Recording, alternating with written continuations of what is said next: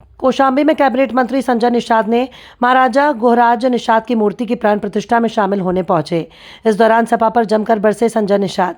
कौशाम्बी जिले के दौरे पर पहुंचे कैबिनेट मंत्री डॉक्टर संजय निषाद ने महाराजा गोहराज निषाद की मूर्ति की प्राण प्रतिष्ठा कार्यक्रम में शामिल हुए।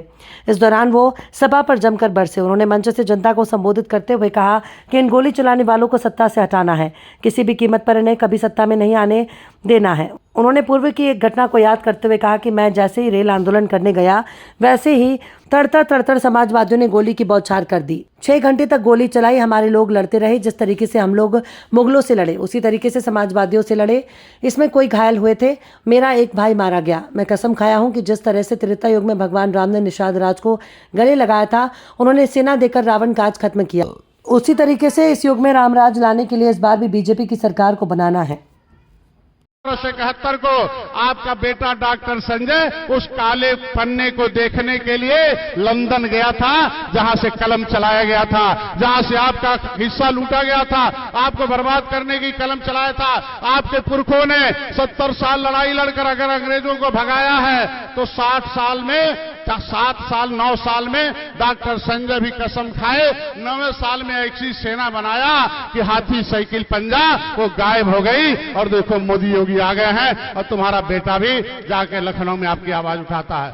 आपकी जो आवाज उठाता है, मैं ज्यादा नहीं कहूंगा, सबका हिस्सा मिल गया, लेकिन निषादों को सबने छोड़ दिया। मैं यही कहता हूं कि आपके समाज में महेंद्र सिंह राजपूत, धनीराम वर्मा, रघुवर दयाल वर्मा, मनोहर लाल, जयपाल कश्यप, झोरीबेन, जमुना निषाद, फूलन देवी जिंदा हैं कि मारे गए?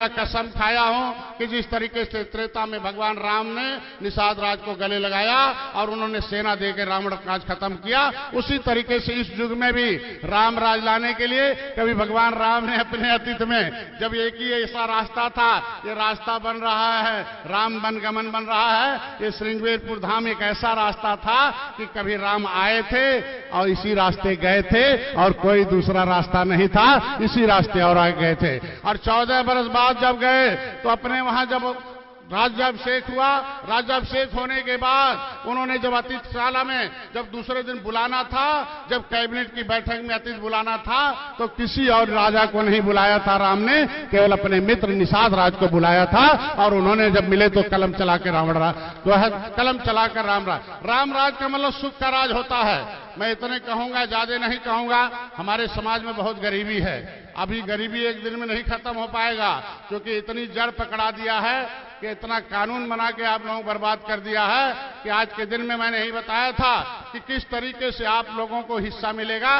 बिना कानून के गरीबी नहीं खत्म होगी। अंग्रेजों ने जब 12 अक्टूबर 1871 यही जमुना है। खबर सिर्फ सच की।